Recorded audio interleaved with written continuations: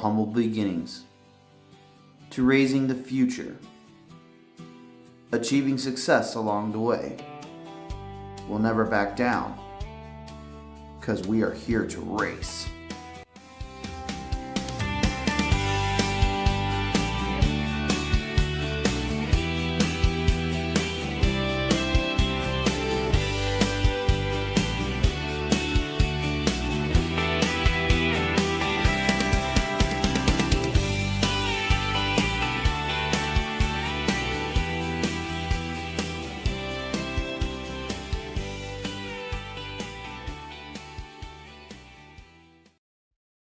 Racing isn't easy, but experiencing it is.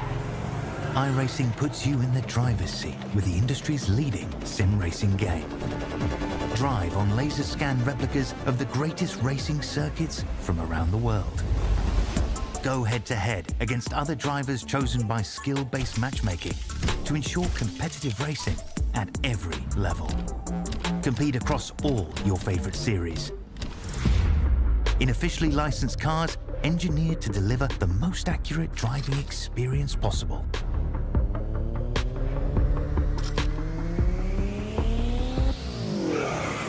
Join a race or host your own with players from across the globe. Race against the computer or in a league with friends. Feel the thrill behind the wheel. Visit iRacing.com.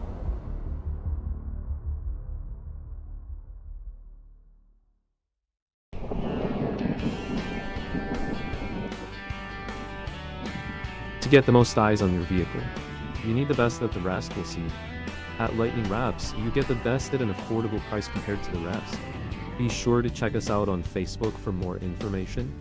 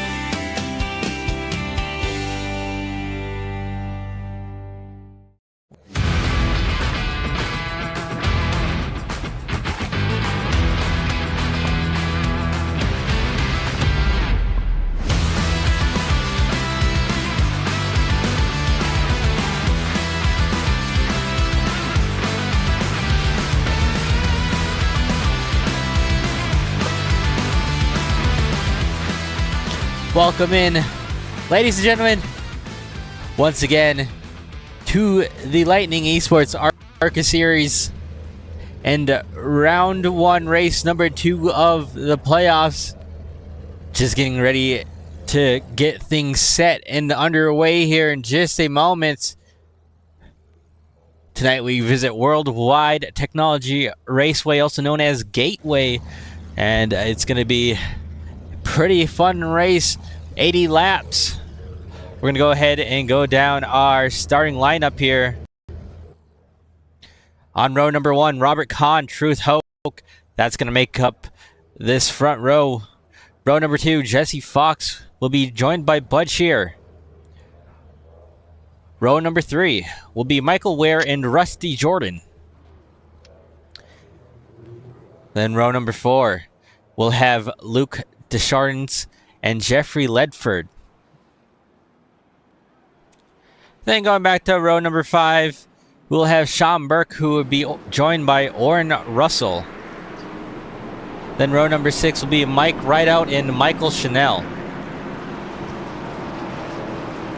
Then going on to row number 7, it'll be Jason Henry, with Barry Nelson to his outside.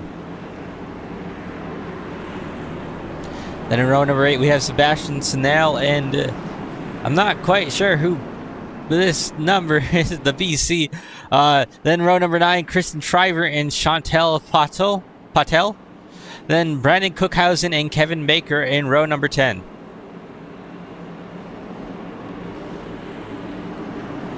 And that'll round out your field for tonight's race.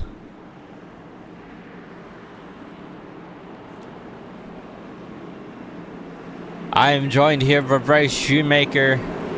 For tonight's race, we'll be bringing you guys the racing here from Gateway Field, coming off of 4, getting set to go into the restart zone.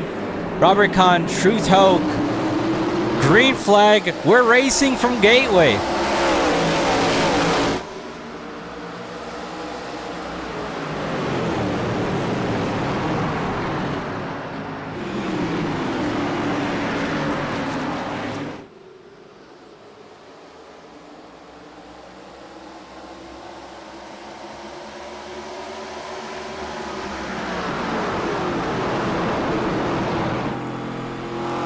Truth Hope making quick time, taking that lead and extending it just over Bud Scherer by a few car lengths as we reach lap 1.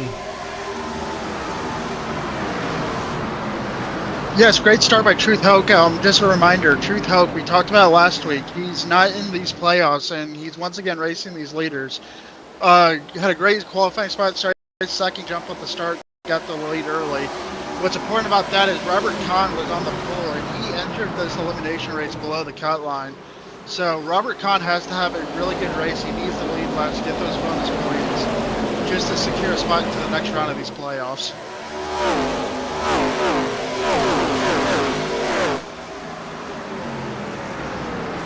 Right now, a little bit further back, we have a little bit of a wad up here of cars. As for for the top spot, Bud Scherer able to get around Truth Hope. So Bud Scherer to the point. But most of the field pretty spread out for the time being, and it's kind of been a common factor here. These guys kind of take it a little bit easy at the beginning of the race, so then, you know, if we get a caution later in this race, we do find it to be a little bit more aggressive between these drivers, and sometimes it's a good thing, other times it's not so much a good thing. But right now these guys, like you said, you know, every one of these guys knows what they're going for. If you look at the ticker, you'll see the guys in the playoffs have their name in bright yellow, so those drivers in the yellow are the playoff drivers, and every other driver in a white name is just, you know, a regular driver racing still for some points, but aren't quite going for the championship like the drivers in yellow are. Yeah, it's interesting that you say that. You know, these guys aren't going for a championship that are in white, but they're trying to collect points. You still, just for pride, maybe it's a little bit for ego, but help your confidence for the next season. You want to be the highest finishing driver in points that didn't make these playoffs. So I know me personally, whenever I don't make a playoffs in a chase or anything, I'm still trying to collect points, collect as many as I can get just to build that confidence for the next upcoming season. So these guys definitely still have some stuff to race out here for tonight, and they're going to race just as aggressive. We see Hoke running P3. He's giving everything he has. We just seen him getting the wall a little bit there off too. He's still giving everything, 110%, just like these playoff drivers. So still racing for a lot out here. And you mentioned Truth Hope getting a little bit of wall there, and he's going to lose a few spots right there. He got passed by Robert Kahn for second, had that little mistake off of 2 and loses 2 more spots, so he's going to fall back to 5th position. And you know, the guys in front of him all in playoffs, or the 4 guys in front of him, you know, they're looking to be the top dog, be the guy that is going to go out there and prove a point. And you talked about it, Bryce. Truth looking really good right there behind these playoff guys, the first non-playoff competitor, and he's probably going to try and learn something from these guys in front of him after he made that little mistake, and I wouldn't be surprised if we maybe see him make a charge for the lead again towards the end of this race. Yeah, this is a track also that has a lot of tire wear. You can even be downshifting at 1 and 2, so he might be saving some tires right now. He'll be making a charge late in this race. There's a lot of strategy that goes on at Gateway here. Between the shifting, fuel saving, the tire wear, you can lose a lot of time here, so I'll be definitely interested. I think we're going to see some different players, especially late in this race, when the tires really start to fall off here. So I'll be interested to see how much the picture changes here in about 20-25 laps from now. And we're going to ride on board here with Robert Kahn. And you hear him shifting right there, downshifted, trying to help it rotate, and a little bit of a wall tap there from Bud Shear, and that's going to open up the door for Robert Kahn to take a look to the inside going into turn 1 and 2. Side by side coming off of 2. Bud Shear has the preferred lane. Kahn, though, with the better run. However, it's not going to be enough, and Kahn's going to have to go back to work to try and find a way around Bud for the top spot.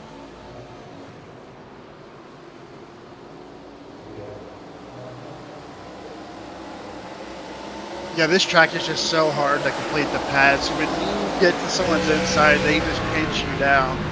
And we've kind of talked about all season long momentum-based racing. Well, Gateway is all about momentum. The straights are so long and the speeds are so high for this short track. As we see Hoke in the wall again off turn 2.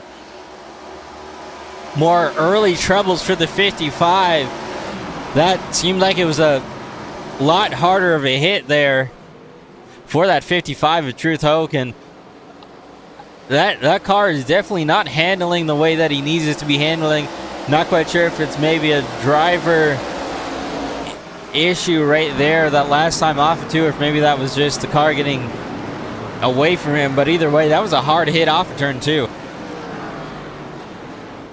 Yeah, I almost wonder if he has more damage than what we originally thought from the first hit. You know, maybe a toe got knocked out, maybe some right front suspension damage, and now his car is even more tighter than what it normally would be here. And with how turn 2 and turns 1 and 2 is, if you have suspension damage or a toe's knocked out in 1 and 2 at this track, you are going to be plowing so bad, especially on exit. So I wonder if there's some car troubles there. He might have some severe damages. We see him in the wall again. So more issues, and you know, we talked about praising him for being up there and racing these playoff drivers, and right now he's just getting swallowed up from this track, and he's going to lose some more spots and not looking good as he's back to 9th position for the time being. Still plenty of time left in this race, but you know, like you mentioned, the last thing you want to do is knock out maybe a toe link or have any sort of major damage under that race car that could affect his handling for the remainder of this race.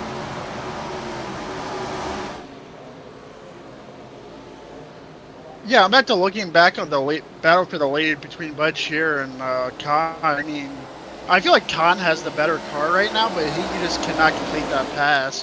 He'll get to Bud Shear's inside, but when they get side by side, especially on corner exit, Bud Shear just has the momentum and pulls a good 10th or 2 down the straightaway. So this is going to be a hard pass to complete. I think Robert Kahn needs to start saving the tires a little bit. Maybe start setting up the pitch strategy. Maybe do an undercut on him. And we know how good Bud Shear can be at these races recently, at least. I mean, he's been the most dominant driver, I'd say, this season. Robert Kahn obviously winning last season. He's got potential in that race car. We just haven't really heard a lot from Robert Kahn this season like we probably would expect for a defending series champion. But right now, you know, when the playoffs are needed to be, especially last week as well, he's been right up there in the mix. And if anything, Robert Kahn might actually be a little bit quicker and than Bud Shear right now. And if you're Bud Shear, you know, you're used to being able to sit up on that high throne and really not have too much competition behind you. But this is going to be something that he's going to have to get used to in these playoffs. Is we have a caution. It looks like it's a 94, Sebastian Chanel.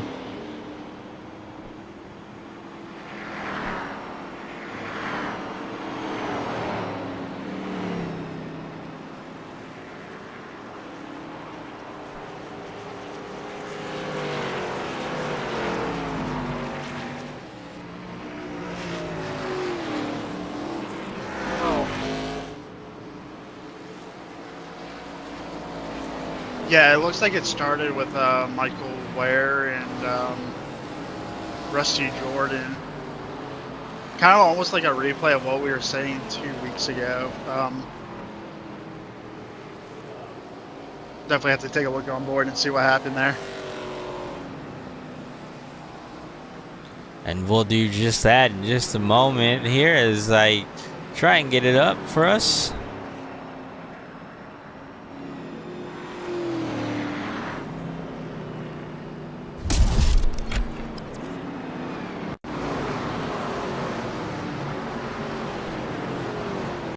So we have to go back a little further ways, actually.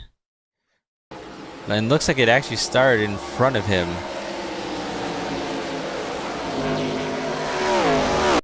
Oh, it looks like the 7 of maybe Rusty Jordan here. Oh, that was a hard hit there on that front run, and another vicious hit. And he was trying to pass. I think that was the 05, maybe, potentially. I can't really tell from that. Oh, it's the 5. All right. It's the 5 car that he was trying to get around. Or 6, excuse me. 6 of Michael Ware, and I'm not quite sure.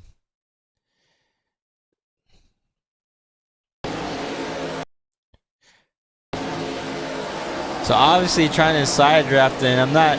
It looks like just trying to side draft and maybe came up. I don't think all three of this will be probably a better angle for us to see it from. Oh yeah, I mean the 7 was just trying to side draft, and unfortunately just was not enough area there for him to pull that off successfully. Yeah, and just sometimes with how the arrow works, you're trying to side draft and it'll almost like suck each car into each other. You're not even trying to actually get that as close as you really are. So that might have been a part of it as well. But yeah, Rusty Jordan was on the bubble there, 1 point out of making it to the next round. Obviously, we get one fast repair in the series, but this is something that this team just cannot afford at this point in the race to be this far back.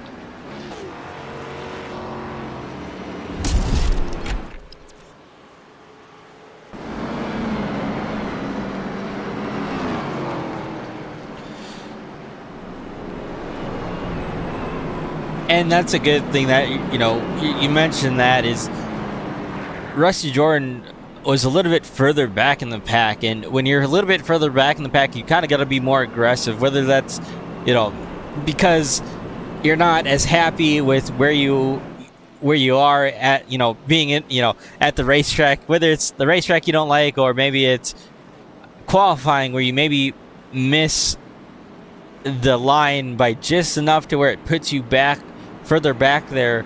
It really just comes down to, you know, being in the back. You have to be a little bit more aggressive, especially in these playoff points, getting every point that you possibly can to advance to the next round. And unfortunately now Rusty Jordan probably having to use that fast repair, and he's going to have a lot of work ahead of him to try and make up some ground.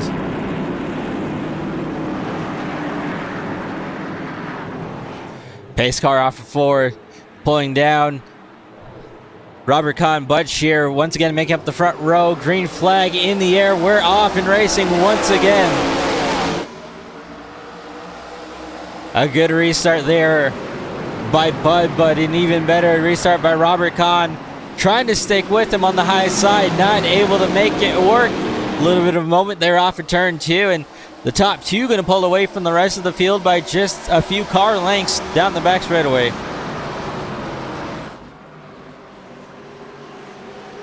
Yeah, Robert Kahn got the lead off pit road there, but his Bud Shear is just so good on these restarts. It does not have a very good restart. So another great restart for Bud Shear. He gets the lead, and Robert Kahn almost had a moment off turn 2. We saw that when he gathered it up. He's sticking to P2. He's doing exactly what he needs to do in these playoffs to get to the next round. Again, he started. He was the 8th seed, so a couple points out. So right now he's doing just what he needs to do to get to the next round. He needs to be smart here. Don't overdrive the car. We've seen the 55 of Hope. He was overdriving earlier in the race. We've seen him get that damage. So obviously he needs to take care of the car. He's doing exactly that. He's doing a great job. Further back, Christian Shriver, Mike Rideout, the 37 of Luke Deschardins there as well. Mike Rideout in the playoffs there in that 76. One of the further back or further car playoff drivers in the pack right now, but looking to hold his own, and right now he's doing just that. Then behind him as well, we have Jason Henry in the 10 car, also in the playoffs.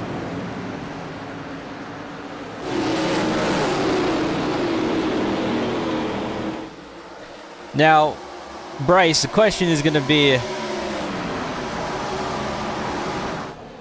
if and when we do have to pit under green, what do you think some of these drivers are going to do? Do you think we're going to maybe see them try and shortcut maybe now that we had this pit stop at a few laps ago? Or do you think we're going to see these guys run it out as long as they can? That's a great question, and it's going to be a tale of what your strategy and what the situation is. These playoff drivers cannot afford to be one of the first ones on, and then a caution comes out where you're a lap down. And I think cars that are not in the playoffs, they have nothing to lose, really. Like, their playoffs are not on the one. So beyond, I think the undercutting is going to be the way to go, especially with how hard it is to pass. Like, we just seen Robert Kahn got to the inside of Bud Shear. Fastest car on the track, in my opinion. He falls back a spot for making that move. That just goes to show how hard it is to complete a pass here, especially on the inside. So the strategy is all coming down to risk versus reward. I think the undercut's going to be the way to go, but you're at severe risk of a caution. And you make a good point there. Robert Kahn actually under pressure now for this third position. I've noticed he's been running a little bit lower than the guys who have gotten around him, Michael Chanel and Jeffrey Ledford. Obviously, Bud Shear just really going wherever he needs to go. And especially in 1 and 2, I mean, a lot of these guys are running that lower lane, and then in 3 and 4, moving up to that second lane as we have the 97 going for the race lead. Do you think that's going to be a factor later in this race to where maybe if you use that bottom lane, you either save or use a little bit more tire than those guys who are maybe using that middle lane? That's a great question. It's just hard to tell right now with the latest build that iRacing got. The dynamic track is more active than it's ever been, and the marbles are moving all around this racetrack. So it's hard to say if one line or another is going to be using more tire wear, or if it's just that's just the preferred fastest line that you have to take. So right now we're definitely seeing the multi-groove racing, especially in 3 and 4. It's definitely moving around. My personal experience, the high line has always used more tire wear, but it's just so hard to tell, especially with this. And coming off of 2 that last time, the 37 had a huge moment. Almost got collected and turned around, but able to hang on to it. It has a little bit of left side damage. You can kind of see it from this shot. It's a little bit of skirt damage as well as a little bit of door damage, and a nice job at saving that. Just really scary moment right there off of 2 there. We'll go back and we'll try and find the replays. They're 3 wide here in front of them. 76, the 10, and the 2 car is, or the 20, I think that's the 28 there as well. So these guys right here in this mix are really going after it pretty aggressively. They've had a few close calls, but putting on some good racing.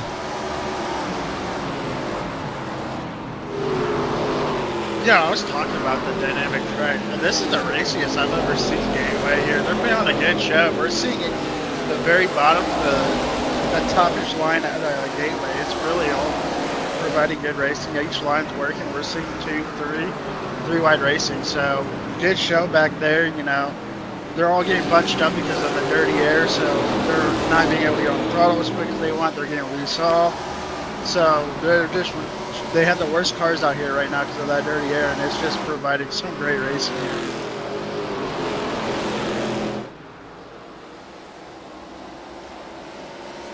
And we're going to take a look at that 37 incident as well, off of 2, like I said we would.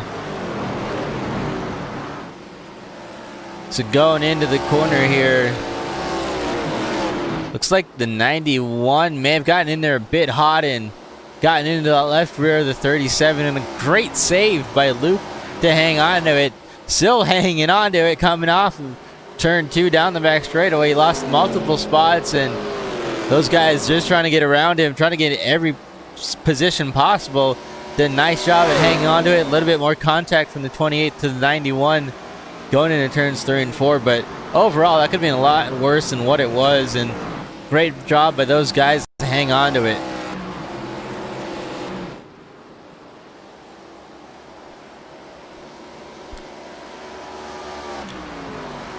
And with lap 33 coming on to 34 here in just a moment, this 97 has really come to life and pulled away from the rest of the field. He's 1.8 seconds in front of second place of Bud Shearer. And remember, we spoke to Michael there when I believe I think it was it El Dor or not? Was it Knoxville that he won, I believe? Yes, I believe so.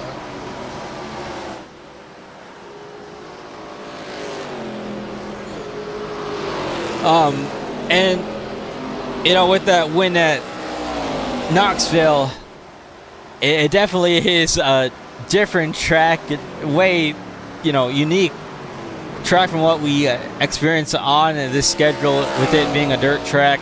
You really can't compare it to anything else. You can't really take any data from there or learn maybe much at all. You might be able to take some throttle control lessons away from it, but really there's not really anything that translates over to pavement. And I think that was a big confidence boost for him. I mean, you see it right now. He's leading currently. He's pulled away from the rest of the field by over 2 seconds, and if he's able to hang on to where he's at, I think this would also be a really good boost for him. I mean, just continue to be consistent, stay up front, lead laps, maybe, you know, try and get to a point where you can be more of a competitor to Bud Shearer and put Bud's dominating races to bed. Yeah, you say that. He looks so smooth right now. We've seen Bud Shearer dominate, but I don't think we've ever seen Bud Shearer having a lead like this ever before. So Chanel is he's done such a good job of taking care of the tires. And when you take care of tires and you get that run off both exits, I mean, the straight's just so long that we've talked about. And it is just providing this huge lead that he has. And I'm on board. I'm watching his onboard right now, and he's downshifting on both ends. He's carrying the momentum. He's not spiking the throttle or anything. Great throttle control. I mean, we were talking about how Knoxville didn't translate, but I mean, he is putting the throttle down just right where he needs it, not putting a wheel wrong. So Michael Chanel leading here. We're just about halfway through this race, and if it keeps it up, it's going to be hard to beat him, and the field's going to have some work to do to try and track down this 97. We're going to go ahead and we're going to take a quick commercial break. But don't worry, we'll be side by side, so you guys will not miss a thing.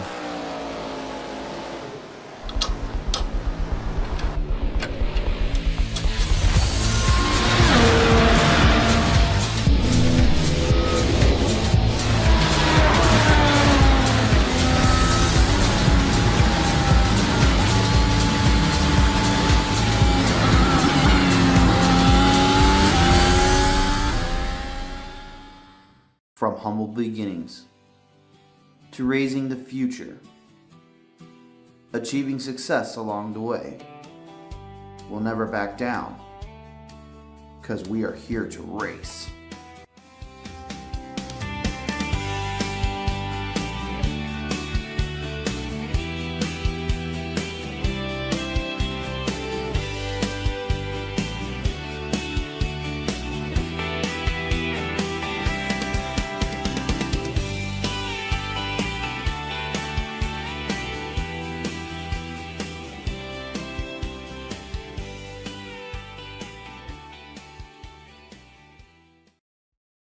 Racing isn't easy, but experiencing it is. iRacing puts you in the driver's seat with the industry's leading sim racing game. Drive on laser scan replicas of the greatest racing circuits from around the world. Go head to head against other drivers chosen by skill-based matchmaking to ensure competitive racing at every level. Compete across all your favorite series in officially licensed cars engineered to deliver the most accurate driving experience possible.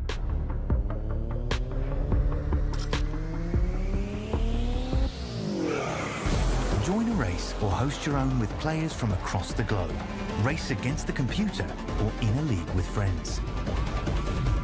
Feel the thrill behind the wheel. Visit iRacing.com.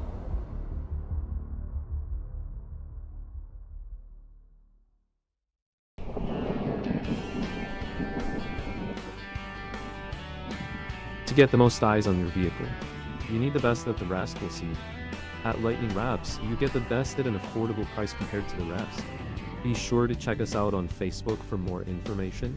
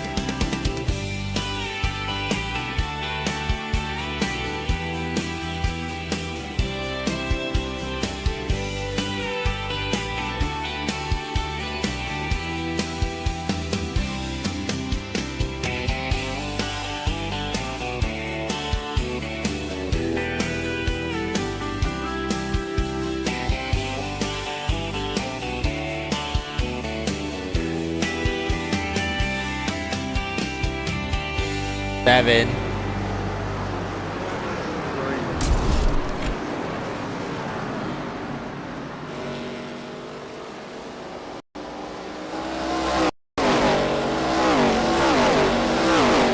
Welcome back, ladies and gentlemen.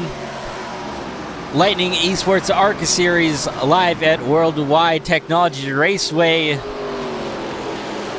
Just over halfway in this race, and at the front, Michael Chanel continuing to put on a gap between him and the rest of the field, which is now over 4 seconds. And last time we looked, it was just at about 2 seconds. So he's extended that lead by 2 more seconds. If we go further back in the field, Bud Shear back to 7th. He's slowly been fading back little by little. Just doesn't really seem to have the handling that he needs on that race car for this race. Not that it's been a bad night for him, he's just not really been able to find that little extra speed that he needs, and is continuing to just kind of been be raced by these drivers and pass.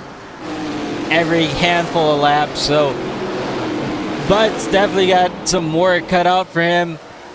Again, not over for his night yet. Just he'll need to be able to figure something out here, and being stuck out on the outside right now probably isn't helping him out a lot, as he's going to get pressure from the 87 here of Kevin Baker, the 14 of Christian Shriver as well. So Bud continuing to lose a few spots here at lap 48. So we talked about this earlier in the race about what strategy would be the correct one. We saw Robert Kahn pit on lap 33 of this race.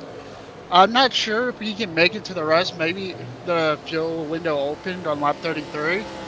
But he was definitely very, very early on pit road. He's running P15 right now, 1 lap down. So right now he's in the risk area. Not sure when these guys will pit, but his last lap was a 34.4 with Michael Chanel's lap of a 35 out. So if this goes green all the way and he doesn't have to pit anymore, we're obviously going to see Robert Kahn be in the lead. But it's going to be interesting to see how much tires mean, because like I said, Robert Kahn pitted as soon as that window opened. Yeah, and you mentioned a good point there, and Robert Kahn is the first driver, well, was the first driver a lap down, now getting his lap back. But when he was a lap down there, definitely a moment that you have to kind of hope and pray that there's no caution, because that caution can really mess things up. You see Michael Chanel working his way down pit road, who was the race leader just a moment ago, is now coming down pit road. That's going to cycle the lead to Jeffrey Ledford, Owen Russell in second, Mike Rideout third. And I'm not surprised by these guys, deciding to pit now. I think it's a correct response, especially after seeing Robert Kahn pit early there. I think this is a pretty good split right down through the remainder of this race. Now, I'm a little bit interested to see how some of these guys do who are running a little bit longer. I think they'll definitely have enough time to maybe make up speed and time with that little bit of advantage that they might get from pitting later, but we'll have to see how this thing plays out, and especially interested to see how it's going to play out for Kahn.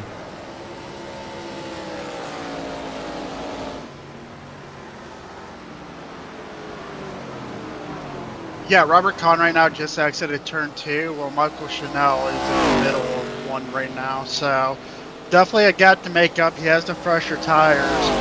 I don't think it's going to be a question of if he's going to catch him. It's going to be when. And then it's going to be if he can complete the pass. We saw earlier in the race of how hard it was to complete that pass. Obviously, Michael's going to have the way fresher tires. He has to take care of the tires here. I don't think he needs to push something like that to catch Robert Kahn, because I think Robert Kahn is going to be the one who's going to be chasing the race lead here. So just take care of the tires like he did in that first run, and he should be able to get around him pretty easily. But if he abuses the tires to get there, that could be a whole different story. And that's the big thing, you mentioned that. You want to be able to chase down that driver in front of you that is on a little bit different strategy, but you don't want to burn up those tires. And how do you burn up those tires? That's by making mistakes. And what you need to do if you're 97 is minimize mistakes like you were earlier. You're quicker, and you'll have time to catch him, but you just can't force the car to make any certain moves or slide the tires too much. You don't want to use that right front or that right rear too much. And so it's about being consistent. Your crew chief and your spotter are probably telling you, hey bud, you're a lot quicker than Robert Kahn, but you need to be patient, and you need to let that race come to you and not abuse those tires or that race car. And like you said, I think Chanel is definitely going to be quicker by a decent amount when we get into this run. It's just going to be a matter of when he catches him, not a matter of really. I mean, I think with the amount of laps that we have, he'll definitely catch him, but we'll have to wait and see, Bryce. You never know how these things play out. Yeah, and I'm looking right now. Robert Kahn's last lap was a 34.690 to Michael Chanel's 33.825. And you can just visually, like Robert Kahn is pushing his car. You see the rear end kicking out. You see him pushing up the track in both ends. We didn't see that at all in the first run with Michael Chanel, and we're not seeing it. That's just how Michael Chanel's been so good. You have to be so smooth. That's just not happening for Robert. He just doesn't have the car under him. He doesn't have the setup underneath the car this week. So he's just trying to get more out of the car than what he wants to give, and we can see it. So yeah, I mean, Michael Chanel's almost already right there. Gap is down to 1.6. It's going quickly down. We'll continue to look at these last lap times on the ticker so you guys can see that. Again, the tire difference, Robert Kahn has been on these tires for 22 laps. Chanel only on those tires for 6 laps. So, big difference between those two on tire wear. And we look at this lap and see what those times are looking like. And you can see a bit quicker there. 34.59 for Robert Kahn than a 34.19 for Michael Chanel. So, definitely quicker. Definitely hunting him down. With 24 laps to go here from World Wide Technology Raceway.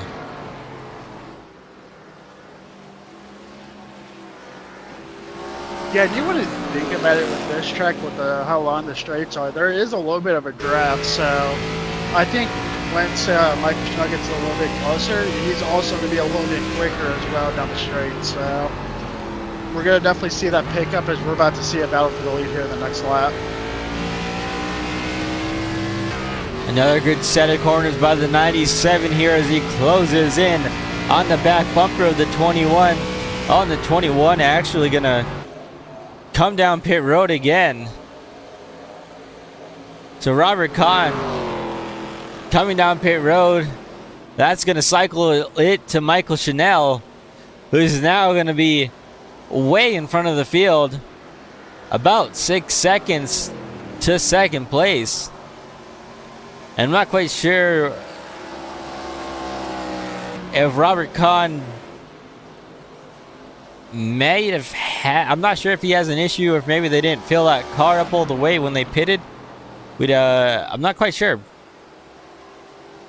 Yeah, like I saw him hit on lap 33, and I'm not sure what the fuel cap is. I believe it's a 50% fuel cap, but I wasn't sure about the fuel mileage, but lap 33 of an 80 lap race just seems so early, and I was questioning that.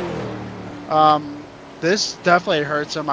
He might not make the next round of the playoffs after tonight. That's a big hit for him, for our defending champion.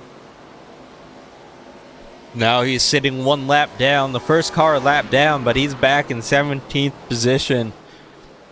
And with 21 coming to 20 laps to go, he's going to need a caution of some sort if he wants to get back into this race, more than likely. And Michael Chanel, we can't talk about it enough. 6 seconds over second place. He's just looking to make it so smooth out there tonight. I mean, there's really no issues under that race car. It seems like he's had that car under control since he's taken the race lead away, and I mean, he's pretty much just been in his own zip code since then.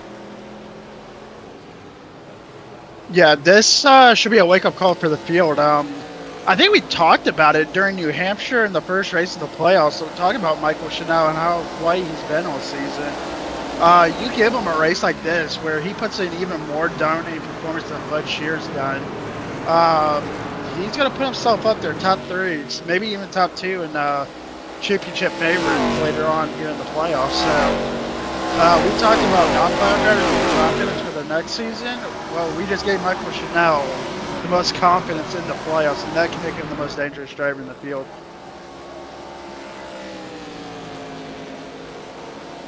A little bit further back through the field, Bud Shear in 6th. Barry Nelson right in front of him in 5th. Jesse Fox in 4th. Jesse Fox and Barry Nelson, 2 non-playoff drivers, sitting between some of the playoff drivers. Top 3 obviously in yellow. and then you have Bud in 6th. So you're kind of starting to see the drivers, you know, whether they wanted to or not, play different strategies. And you see yellow all over the board. You have yellow up front, you have yellow in the middle of the field, and you have yellow at the very end of the field. So a lot of these playoff drivers either having good nights or bad nights, or maybe just, you know, trying to make ends meet. And with a cutoff race like this, you're obviously trying to get every position that you can, but you also don't want to make those mistakes, and you don't want to put yourself in harm's way. And right now, so far tonight, we've seen these guys do an outstanding job at really not forcing anything and not really causing too much ruckus out there. Each one of these drivers is racing each other pretty respectfully and minimizing incident or mistakes to none. Yeah, to give a shout out to a driver, we only seen one caution tonight, and that was from Rusty Jordan being involved in one of them. He got the ELLs, they do ELLs for the cause of the caution. So he had to start the tail of the field, had to take that fast repair.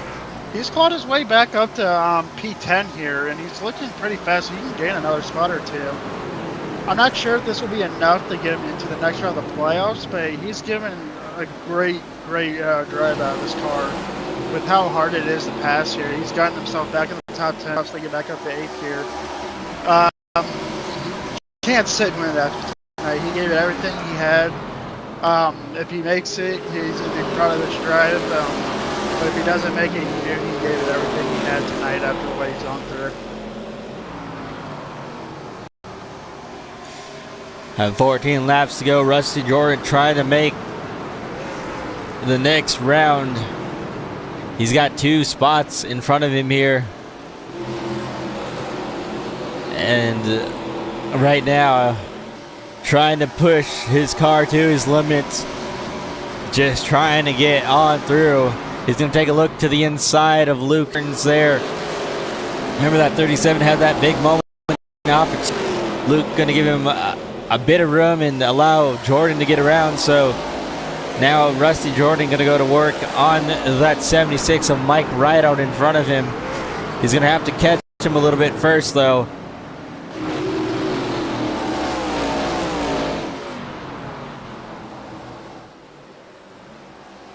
Back up front, Robert Kahn coming around to get his lap back. So he'll be on the lead lap here as soon as he completes this pass around to Michael Chanel. And Michael Chanel trying to keep Robert Kahn that lap down just in case we did see a caution. Shoots way up the track. And that's going to allow Robert Kahn to get his lap back finally. So now Robert Kahn will be back on the lead lap here with just under 12 laps to go. Yeah, that just goes to show how good Michael Chanel's tire management has been this race. Even with pressure tied to Robert Kahn, he would have struggles passing him. So that just goes to show how good his long run speed is. But if I was Michael Chanel, the possibility of a caution is very low. As we talk about a big wreck on the front stretch. So a caution here on the front straightaway coming off of turn number 4.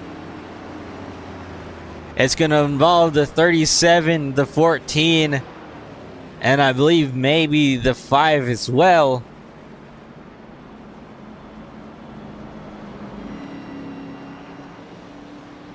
And boy, does this change a lot of things. That gap that Michael Chanel had built is now erased to none, and he's going to have to be able to hang on this restart in just a moment when we go back green. And who does this help as well? That helps Robert Kahn, who had just gotten his lap back.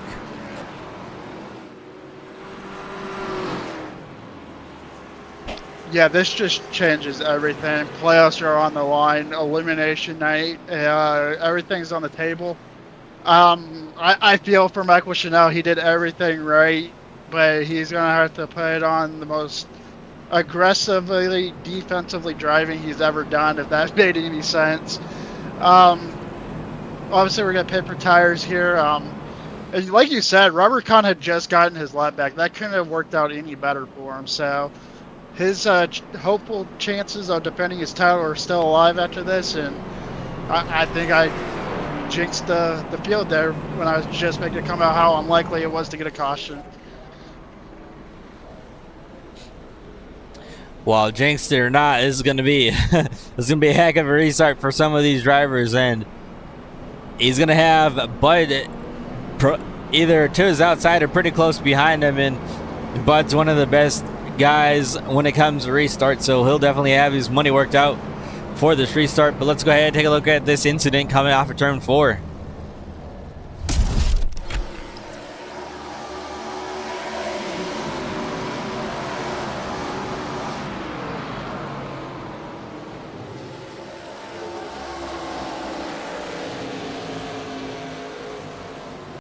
So it happened, all right, it happened up in front of him. It looks like that's the 14 of Christian Shriver, I'm pretty sure.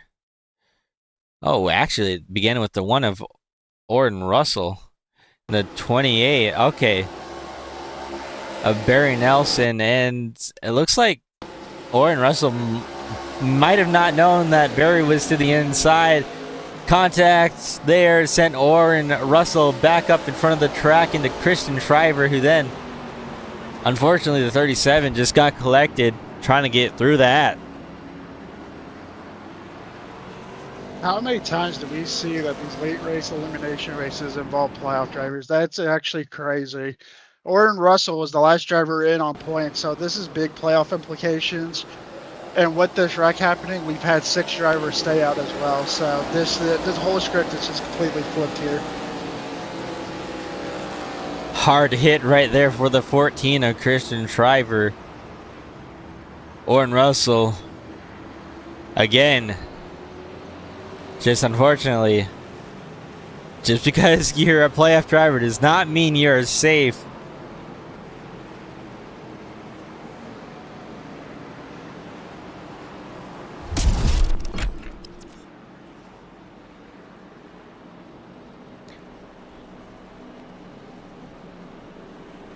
Well, with just under 10 laps to go, we'll be seeing 7 laps when we take the green flag here in just a moment. It's going to be Jeffrey Ledford and Barry Nelson on the front row, then Rusty Jordan and Kevin Baker behind, and then you got to go all the way to this 4th row before you see Michael Chanel and Robert Kahn, Bud Shearer there as well. So we'll have to see what these guys do who stayed out 20-lap-old tires. It's going to be a heck of a start here up at the front. Getting ready to get into the restart zone. Green flag in the air. We're racing with 7 laps to go.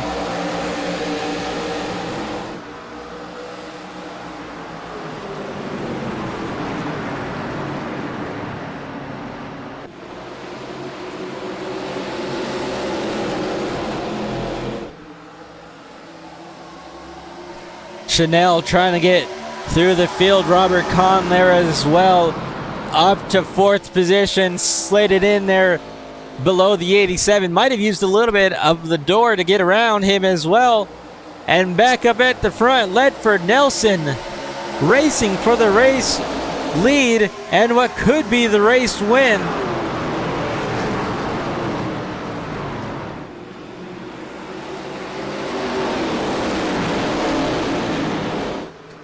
Oh, Chanel around.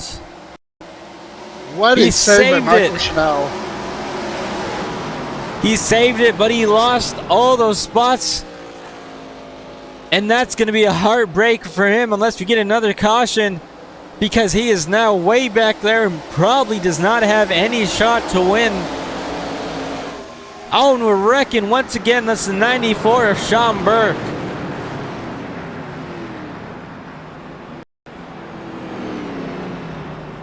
You have got to feel for Michael Chanel. He did everything right in this race in a late race caution.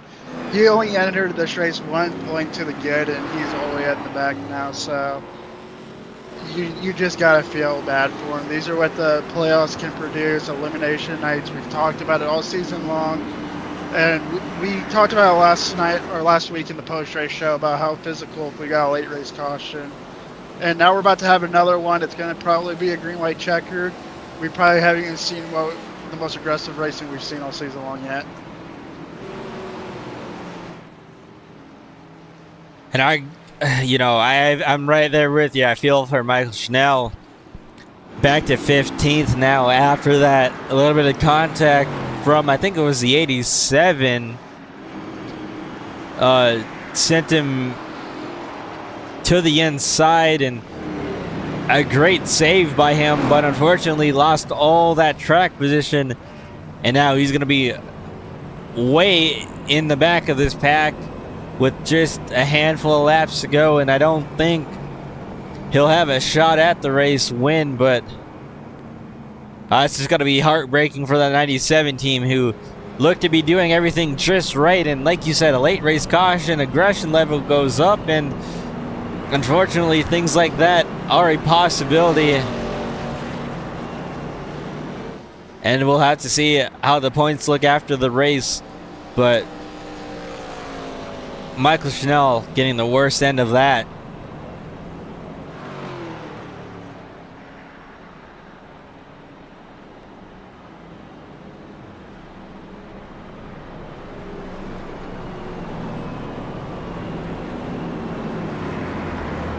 Well, we kind of talked about flipping the script. There's two names I'm looking at. We saw Rusty Jordan. We gave him the shout-outs a little bit before that caution came up. He's up to P3. We thought Robert Kahn was all but out of this. He is up to P4 now, so this is going to be very interesting to see. Two of these drivers entered the cut line, below the cut line by multiple points, so this will be definitely interesting to see how this turns out. A lot of the top runners in the points are kind of in the back, and a lot of the guys that were behind in points are up front, so I have no idea how this playoff picture is going to change once we get that checkered flag. And you mentioned something about Robert Kahn. He's up to 4th, like you said, and what's really kind of surprising is the three guys in front of him, Jeffrey Ledford, Barry Nelson, and Rusty Jordan, those guys have 26, 27, and 28 lap old tires, and they were hanging on pretty good compared to those guys who had just pitted. Robert Kahn has, I believe, 19 lap old tires, so he's up there with them, just maybe not as much as them. I was really surprised on that restart with how well these guys were able to get a good launch, able to hang on to it and not lose a lot of time compared to those guys who had just pitted. Obviously, with how this caution is going to regroup these guys, it's going to be a little bit different, and those new tires are probably going to be a bigger advantage here. We'll have to wait and see, but I wouldn't be surprised if we see one of these guys on a little bit newer tires maybe make it 3, maybe even 4 wide at some point and try and slingshot to the inside for the race win.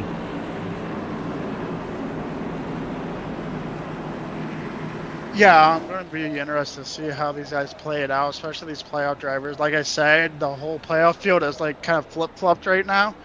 I actually wonder how easy these front runners will take it, because I don't think anyone was in a must-win situation entering this, so just a good points finish might do it. So we might see some of these playoff guys actually be a little bit more careful. I could be completely wrong. We're about to see. About to see indeed, as we go green flag racing once again with just a handful of laps to go. Diving into turn 1, little bit of contact up towards the front. Rusty Jordan goes way wide. A little bit more bumping back here, the 37 getting into, oh! But hard contact into the outside wall. That's Chantel as well in that 05. We actually just had a second wreck entering turn 3 that was separate from that as well. More playoff drivers involved. And is that Robert Kahn there as well? That's the 21 of Robert Kahn who is in that. Jason Henry in that as well. A lot of drivers in this multi-incident.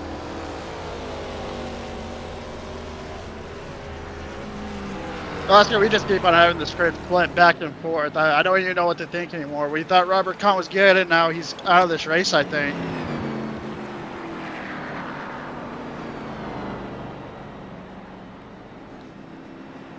Robert Kahn As we have definitely. a car flipping down the backstretch right now. They are wrecking under caution. Who is that? The 70.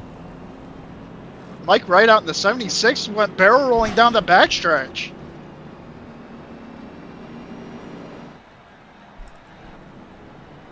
Well, folks, this is definitely taking an interesting turn here in these last couple of laps.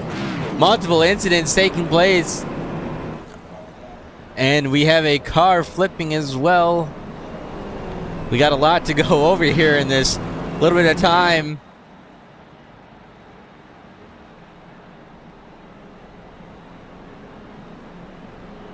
There's one thing I know after just going over those last few incidents, is Bud Shear was locked into the playoffs with his win last week, so I think he's just chilling, relaxing, and enjoying the show that he's seeing out in this mirror right now. Well, we'll look at the incident that involves him first.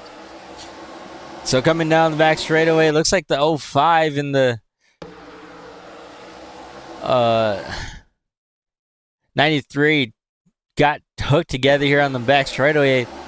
Probably trying to side draft and ran out of room, collected the 55 there as well, and then right in front of them, I mean, I think we said it was a multiple event here of Robert Kahn, and I think that's the Mike Wright out. And we'll have to take a look because I'm not quite sure what exactly transpired this one.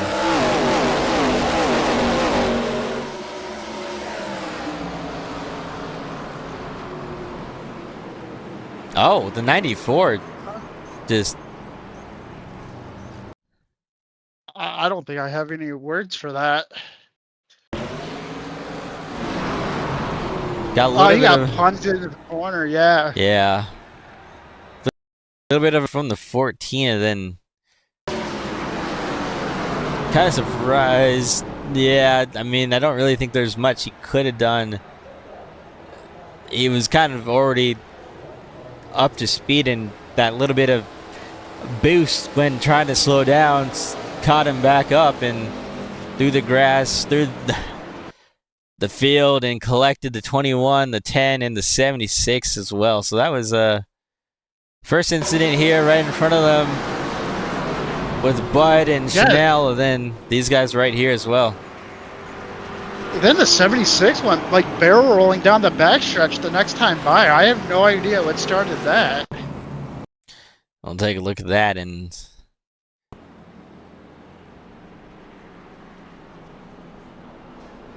I don't know what to say about that one. Maybe his screen went black. Like maybe everyone disappeared off his screen, or his screen went black. Maybe that's the only thing I can think of for that one. But that launched that car up in the air and barrel rolled it like a good 10-15 times.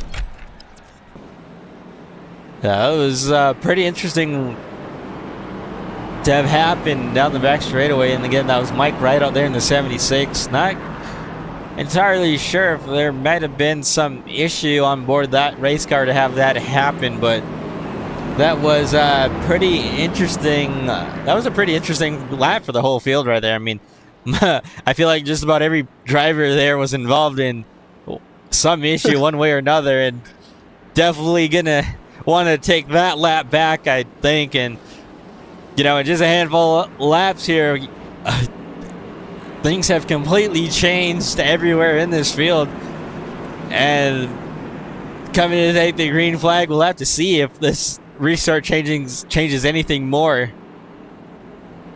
Yeah, we talked about Rusty Jordan got punted out of the way on the lap one, turn one there. He's back up to P4 with that. And Michael Chanel, we were just devastated for him. He's P7. His playoffs are back on the line here. He has a chance to rebound. Here we go. Into the restart zone we go. Green flag in the air. We're racing once again with 3 laps to go. 2 laps to go at the line there, excuse me. Luke setting it way high. Barry Nelson low. Barry Nelson's going to get second position from Luke. And these guys are fanning out behind them, trying to get every position that they can. That's a 97 of Michael Chanel there as well, trying to make up some lost spots from those cautions a few laps ago. Seires going to have the white flag in hand.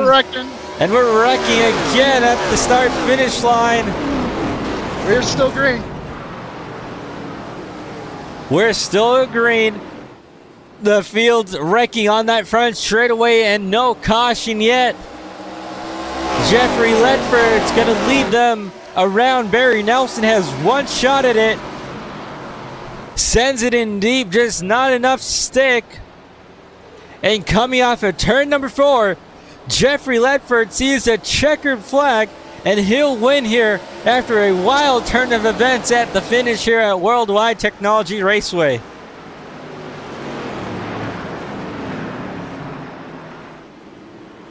Yeah, I don't know what to think. We had about half the playoff field involved in that, the front stretch coming to the white flag. I think our favorite of the night, who dominated this race, was involved. He ends up getting P12. I think there's going to be a lot of hurt feelings definitely after this race. And congratulations to Jeffrey Ledford. Ran a great race and perfected those late race restarts and never even let someone get to his bumper. So big win for him.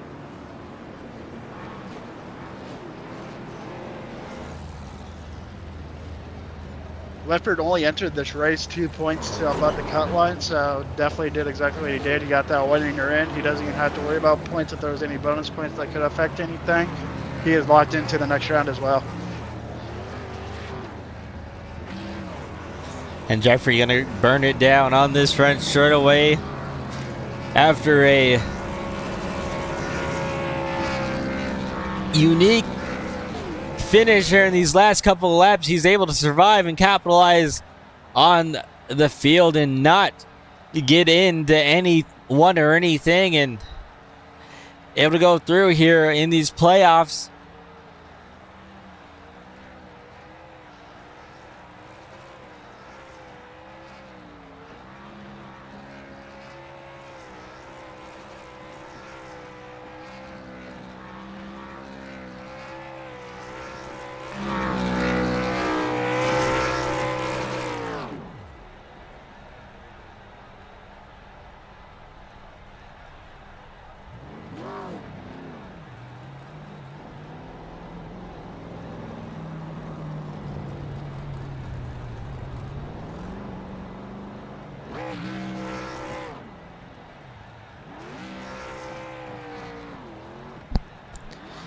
And we'll be able to we'll give him a second, and then we'll be able to speak with Jeffrey here. And we'll be able to hear from our race winner.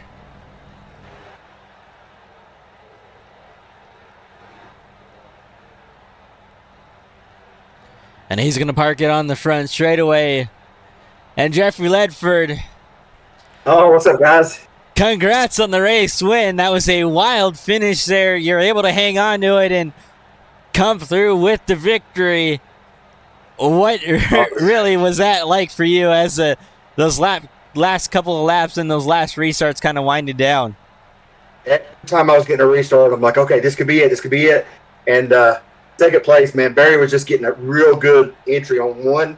And I would the only option I had was to pin him down, and I could get the run off and get back up clear of him, and we'd get another caution. And it was like time after time. So that last one, I said, okay, I'm going to send it in on the bottom, so he has no option to really get under me and see if I can't get a better run. And he actually said he restarted him first, so it gave me a better jump on him. But I actually pushed my fuel. I don't know if you was watching that burnout, but I ran out right there. I'm out. Well, you had enough fuel to get it done, and we're able to make it around. Thankfully, we didn't have another restart, or else that probably would have been a little bit more trouble for you. But I think... Yeah, it would have been tight. I think you were pretty much the only playoff driver that survived for that finish. And you should be moving on to the next round here. And what kind of momentum does that give for you? I mean, it's a big win no matter what, but especially going in to the next round, and just talk about how that would do for you and this team for the rest of the season, or at least for the next round of the playoffs. Shows the guys I'm here to compete week after week. I'm not just out here in a fluke. So that win there just shows them I'm here to be on top. Next week we're going into Homestead. I'm definitely in with the win. In points though, I think I was sitting 6th. So just a top 5 probably would have put me through anyway. So that puts me in a lot of momentum. Homestead, I'm feeling pretty good about. I'm pretty confident. Phoenix ain't bad, and then finishing at Michigan, which is one of my favorite tracks. So hopefully I can stay into the end there and at least give them a run for their money, man. And you talk about giving these guys a run for their money, and just trying to show up and show them that you're here to win races and be a threat for the title. We've seen a lot of domination out of Bud Shear in that 93 machine, and I don't want to take away from anything from him this season, but it's been a pretty 93 heavy season so far, and I think with seeing you and Victory Lane, that might and give a lot of momentum to some of these other guys as well, and bring up the competitiveness just a bit more. And especially when we go and wind down these playoffs, I mean, you got guys here that are pretty competitive as well week in and week out. And I think being able to capitalize on the win tonight and see you be able to take it away, I wouldn't be surprised to say that you're right there behind maybe Robert Kahn and Michael Chanel and Bud Shear for the title. So it looked to be pretty good for you out there tonight, and I can't wait to see what we can see from you and your team these next couple of weeks. Yeah, Shear's stupid fast. I won't even take nothing from him, man. He's won most of the races this season, but these next few tracks, some of it's going to be a lot of luck to play in with that draft on those tracks. So just trying to get clean, finish races, and just the best finish you can get without pushing it too hard. All right, Jeffrey, before I let you go, is there any sponsors you'd like to thank, or any shout-outs you'd like to give? Yeah, first and foremost, I want to thank Chris Phillips. We call him Dr. Phil on our team. He was my crew chief tonight, man. He was helping me with pit strategy. I cost myself some good finishing last week by not taking a set early on. So he was there to help walk me through some things tonight and really, really kept me in good nerves to get done good. 3J Printing and Design, that's my own personal little printing business. We can print just about anything and everything you think of, from sim racing stuff for glove holders, headset holders, steering wheel mounts. You can hang your steering wheels on the wall. I've done custom button box layouts for stuff. So we can do all kinds of sim racing or other items as well. You can reach out to us on Facebook, 3J Printing and Design. All righty, Jeffrey Ledford, thank you for taking a minute to speak with us. Congrats on your race win, and we can't wait to see what you'll do through these playoffs and at least the second round of the playoffs. Appreciate it, guys. Have a good night. That was race winner Jeffrey Ledford, able to come through when he needed to and advance himself through to the second round in these playoffs. And that was a crazy finish there, Bryce. I don't know about you, but that was pretty. I mean, for a minute there, I didn't know who was going to win. And, once we kind of settled things down at the front, I mean, really, Ledford had that momentum carried. And I think Barry Nelson might have just needed a little bit more raw speed on these shorter runs. But either way, that was a great finish to capitalize off this first round of the playoffs, and can't wait to get to next week and see what these drivers can bring for us. Yeah, absolutely. Just like you said, I don't know what to take away from this race. The flip got script like 10 different times there at the end. The big takeaway I can take from this, though, is we've seen Michael Chanel, a ton of speed, had the best car here. We've seen Jeffrey Ledford pick up the win, and we saw Bud Shear be like a human being for once. He didn't have a top race-winning car. I don't even think he had really top 5 speed tonight. So the momentum has shifted. I think some new championship picks are going to be made here, and I think drivers have some momentum here, and they have more new hope here. And I think next week can look very different than what we've seen all season long.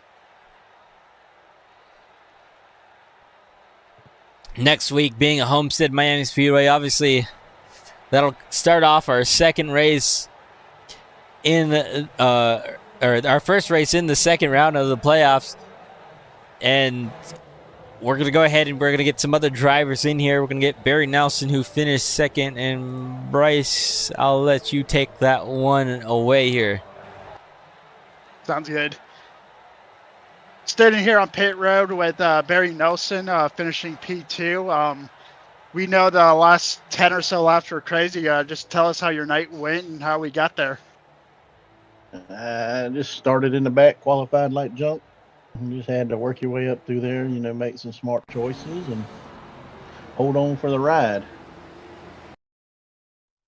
Yeah, you definitely did that. Starting 14th, getting your way up to P2. I know Gateway is such a hard track to pass, especially with the outside car going to pinch you down. So definitely a good drive. Yeah, how was the last couple of restarts there? I know you gave a good run for your money for Jeffrey Ledford. From the sounds of it, he said you might have restarted in first gear. Yeah, on that last restart, I couldn't figure out how he was firing so good. He would pull me every restart. So the last one, I just took a shot at it.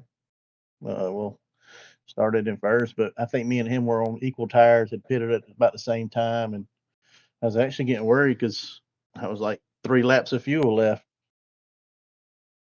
Yeah, that's interesting you say that. I know Ledford actually ran out of gas during his burnout, so I think he was in the same boat as well. So we definitely didn't know if fuel mileage could be there, and it would have been interesting if we did get that caution. So congratulations again on your P2 finish. Is there any family, friends, or sponsors you'd like to shout out? Just appreciate everybody for the league. It's pretty fun. These little Arca cars are fun to drive. Me and Truth come over and give it a run, and that's about it. We'll see y'all next week. Sounds good. Congratulations again on your P2 finish. Go celebrate. Thank you, buddy. That was Barry Nelson, who finished second, and I don't see Luke in here quite yet, so I'm not sure if we'll be able to speak with him or not. But going back to, talking about things next week at Homestead, it's going to be a pretty interesting race. And that'll be, obviously it'll reset sort of the playoff picture a little bit. We won't have some guys obviously advance after tonight, and we'll have some guy. We'll have at least one wild card, I believe, who will be joining those drivers. So that'll be interesting to see. But I mean, the next couple of races being Homestead, Phoenix, and then we have an off week, and then going to Michigan. I mean, these are some pretty tough tracks for some of these, for what could be some of these drivers. Other drivers might be a little bit easier, but pretty diverse track. And I don't know, what are your thoughts on that, Bryce? Yeah, definitely a wide variety of tracks. And, one of the biggest things that a league has to deal with, and Omnimans will be good about this, but we did the short track. We obviously saw the finish, and there's going to be a lot of hurt feelings. It'll be interesting to see if any rivalries or any kind of retaliation of any sort will translate into these upcoming weeks, especially with playoff drivers, because that was the big thing. I think we saw at the most of these causes be playoff drivers being involved. So that will be something we keep the eye on. I know the admins will probably be right on top of it. It might not even be an issue, but just something you have to keep an eye on, especially with the playoffs rolling through. And we also talked about earlier, the change in momentum. I think we're going to see different drivers. You get Lefford and Michael Chanel getting these momentum. I know when I get momentum, I put more practice in. That means I get faster and I'll be up front more. So I'm expecting the same out of these drivers. And I think Bud Shear might not be the clear favorite after this week. So it'll be fun to watch and see how tonight shapes the rest of these playoffs. That it will indeed be. Is very interesting to see how this playoff shapes and forms in these next couple of races. We're going to go ahead and we're going to take a look at the race results. Jeffrey Ledford with the race win. Barry Nelson in second place. Luke Descharnes there in third. Orin Russell and then Michael Ware will round out the top 5. Going on to 6th to 10th will be Christian Shriver, Sean Burke, Bud Shear, Robert Kahn, and Rusty Jordan. Those are your top 10 drivers. Then going on through to the next page, Chantel Patel, and then Michael Chanel, Jason Henry, Truth Hoke, Mike Rideout, Jesse Fox, Kevin Baker, Sebastian Chanel, and then Brandon Cookhausen. Those guys will round out the field.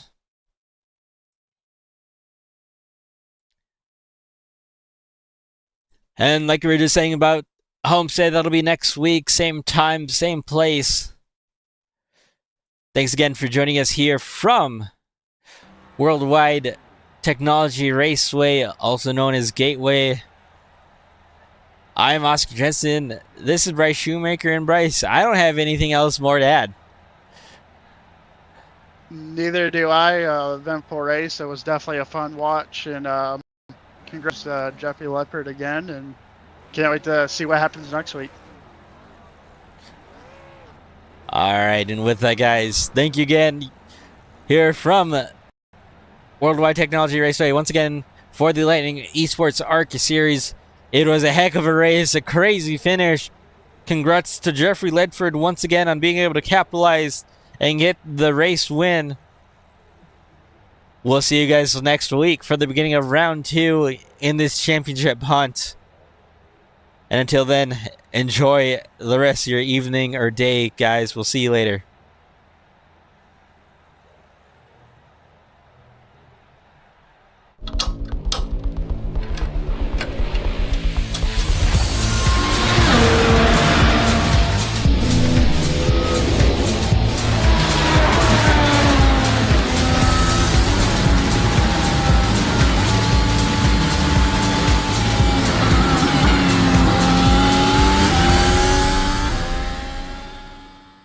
From humble beginnings to raising the future, achieving success along the way.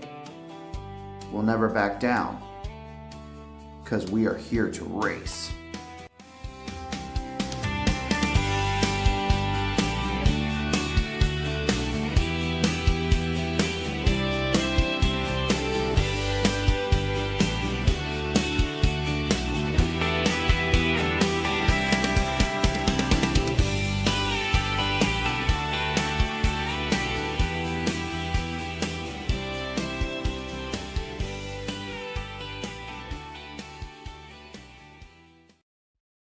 Racing isn't easy, but experiencing it is. iRacing puts you in the driver's seat with the industry's leading sim racing game. Drive on laser scan replicas of the greatest racing circuits from around the world. Go head-to-head against other drivers chosen by skill-based matchmaking to ensure competitive racing at every level. Compete across all your favorite series. In officially licensed cars, engineered to deliver the most accurate driving experience possible.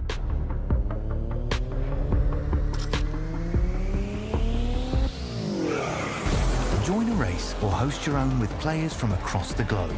Race against the computer or in a league with friends. Feel the thrill behind the wheel. Visit iRacing.com.